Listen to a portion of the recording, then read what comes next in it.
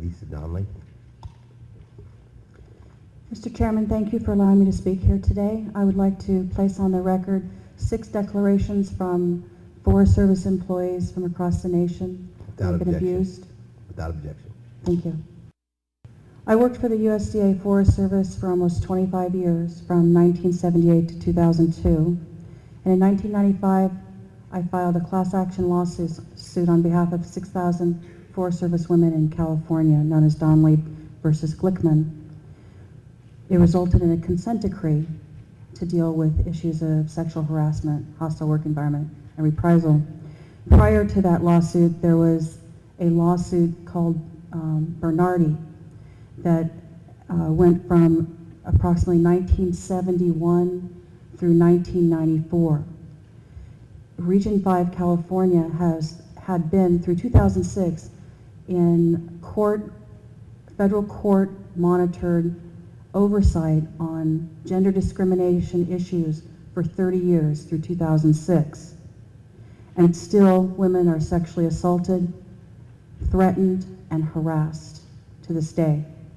As a lay advocate, I currently represent employees of California across the nation. They're victims of sexual assault, physical assault, sexual harassment, gender, racial, and disability discrimination, and a lot of reprisal.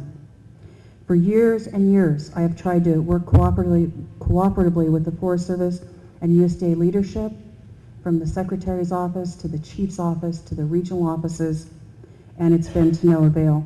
They refuse to work with us. We could be a long way ahead in preventing and eliminating these abuses of employees if they would just come to the table and try to work with us, but they won't. They not only refuse to communicate, they ignore acts against employees that are so egregious that you would think they'd have no conscience at all, or humanity. As an example, I'd like to bring forward the situation in 2005 in which I had a meeting with Undersecretary Mark Ray and tried to discuss the rape of a young female firefighter in California, in Southern California. And Mr. Ray advised me that he and the USDA were not concerned about the incident, that it was merely a police matter. The woman had been complaining of sexual harassment for months prior to that, and it ended in a rape. In 2005, another female firefighter was sexually assaulted in Sacramento. When we spoke to Assistant Secretary for Civil Rights Vernon Parker, he callously replied that it was not rape because there was no penis penetration. The woman had been penetrated by the man's hand. He said it in a very callous manner. When the monitor tried to speak with him more about it, he just dismissed it. He would not discuss it at all. The callous and insensitive ways that USDA and Forest Service management have dealt with these issues show a lack of concern, a lack of just a total inhumanity towards these victimized employees. They highlight the agency's failure to address violations of law, policy, and procedure. Today we have here with us Christine Levitov, who flew out from California. She was sexually assaulted in 2004, and as of this day in 2008, she's still being retaliated against for reporting that.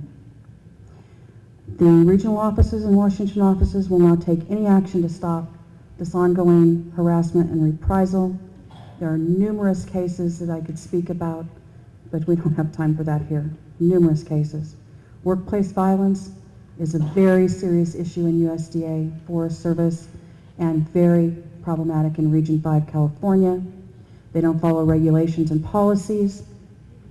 I'd like to bring to your attention a recent situation where a white male supervisor threatened an African-American female subordinate with a gun. Management did not follow procedures properly. The 2 women still fear for their lives, and there still could be dire consequences from the agency not dealing with it. I would like to state that something has to be done. I think we need congressional oversight. I would like to emphasize that we need, a panel, an independent advisory panel to deal with this, to deal with the reprisal, which is rampant, And I agree with Mr. Lucas. I'd like to emphasize that USDA needs to be placed into receivership until something can be done for them to start dealing with issues of harassment, discrimination, workplace violence, and sexual assault have no place in the government, and someone's going to be killed, sir, unless something's done about this. Thank you.